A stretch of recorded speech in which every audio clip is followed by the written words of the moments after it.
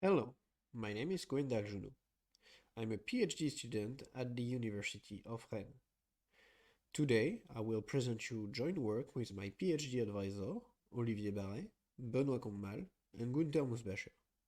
This paper is entitled Towards Self-Adaptable Languages. But before talking about languages, let's talk about software. Nowadays, software evolves in complex and changing environments, such as cloud and embedded systems. In this context, they require dynamic adaptation to best deliver the service. For example, Netflix adapt the quality of the video they send you depending on, among other, your bandwidth. On the other hand, we have software languages. Software languages can abstract concerns into high-level construct. This has been done with memory management in language such as Java. Our vision is to abstract self-adaptation into high-level language construct. Not for when it's a primary concern, such as autonomous car, when a manual implementation is preferred, but when it's a secondary, but nevertheless an important concern that the developer doesn't want or need to manage manually. In this paper, we present the novel concept of self-adaptable language. A conceptual reference framework named L-MODA, emerging results on the concept of self-adaptable virtual machines, and a research roadmap for self-adaptable languages. But what is a self-adaptable language? It's a software that abstracts the design and execution of feedback loops in the design time environment and the runtime environment. It first frees the language user from the implementation of the feedback loop and its associated trade-off analysis. And second, allow continuous and automatic evolution of stuff.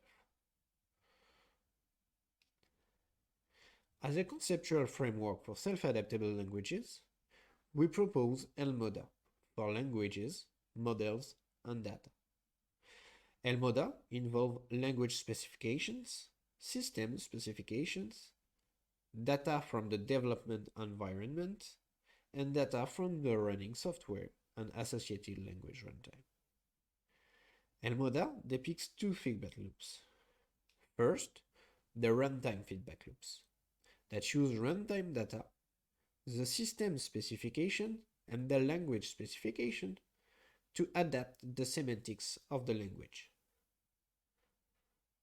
Second, the design feedback loop uses design time data from the development environments, multiple system specification, and language specification to adapt the language syntax, pragmatics, and semantics of the language. In L-MODA, we identify three main stakeholders. First, the language engineer, in charge of the language specifications. The language user, that use the language and the associated tooling to write system specification, and the end user, that runs the system on the top of a language runtime. L-MODA supports various use of its feedback loops, which means that multiple stakeholders can be involved in their configuration. For example, for the runtime feedback loop, the language engineer can be in complete control, tailoring his language to a particular trade-off. Or, he could delegate some part of the configuration to the language user that could customize the adaptation for the system developed. Finally, the configuration responsibility could be dedicated to the end user in the form of preferences between the trade-off properties of interest. I will now talk about the case of self-adaptable virtual machines that we have implemented. What are self-adaptable virtual machines? These virtual machines are a specific case of self-adaptable languages. It's the reification of the runtime feedback loops in the operational semantics of the language. And in our experiment, they use a pluggable architecture for the adaptations and can delegate responsibility to different stakeholders. We studied three motivating examples. First, Mini-Java, a representative of imperative general-purpose language, is configured by the language engineer to perform a trade-off between accuracy and execution time. This is depending on the CPU load. RobLANG, an action language for robotics, which is an imperative domain-specific language configured by the language user to perform trade-off between the execution time of an action and the energy consumed to perform this action. And finally, HTML is a declarative domain-specific language configured by the end user and perform a trade-off between the quality of the page rendering and the energy consumed to display the web page. However, the consumption being difficult to assess in the case of web pages, in this case, we use the transfer size as heuristic due to its proportionality with the energy consumption. For each of these virtual machines, we have developed adaptations. First, for Mini-Java, we applied approximate loop unrolling to an image processing algorithm, the Sobel filter. As you can see, this algorithm interpolates part of the outputs to reduce the computation. In the case of small image like this one, the result seems quite blurry. But on big image, the impact is much more acceptable. For RobLANG, we applied a motor speed reduction. The idea is that small reduction in speed create greater reduction in the power consumed. We applied this adaptation on three programs. A program with basic move forward and backward action, a program that makes the robot turn right and left, and a program that makes a combination of these two actions by performing square patterns. Finally, we implemented three adaptations for HTML. First, a conditional loading of resources based on their URL.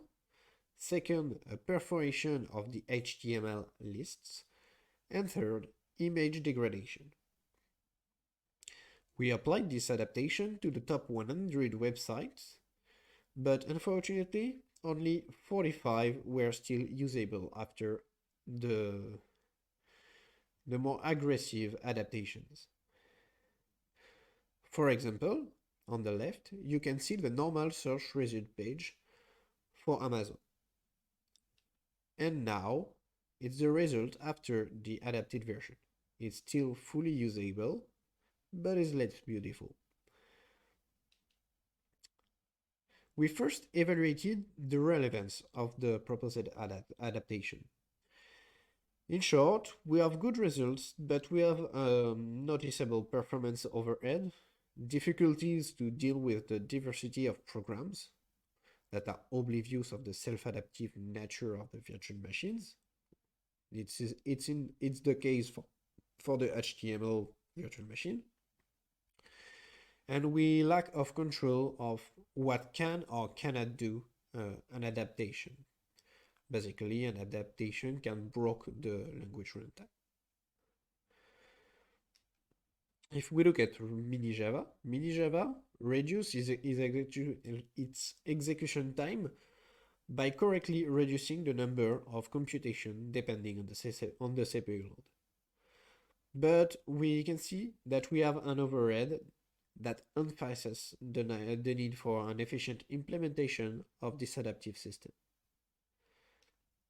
RobLANG reacts correctly to the adaptation and can perform up to 10 times more actions than were not adapted. And finally, HTML reduces its consumption, but there are still corner cases and difficulties to apply this approach on any website, because we still have the 55 website that doesn't work with our approach. Then we evaluated our approach at language level versus a system level approach. We attempted to implement the same adaptation system as libraries for the language. We observed that our approach allows easier interaction with the domain concept than the implementation in a general purpose language like mini-Java. On the other hand, the implementation of the trade-off reasoning is more difficult to implement in domain-specific language like RobLANG due to the lack of libraries. HTML is a particular case because we use JavaScript to implement the trade-off analysis, and it benefits from the general purpose nature of JavaScript, but also benefits from its tight coupling with HTML to have good interaction with the domain. To conclude, we presented the novel concept of self-adaptable language, and its conceptual framework, L-MODA. A proof of concept implementation of self-adaptable virtual machines, and promising results for adaptation in language operational semantics. So the perspective for the self-adaptable languages involve first the support of the runtime feedback loop, with, for example, a framework for a common implementation of self-adaptable virtual machines, and the support of the design feedback loop, with, for instance, the detection of evolution opportunities for the language. For more information, take a look at our paper and particularly the research roadmap. Thanks.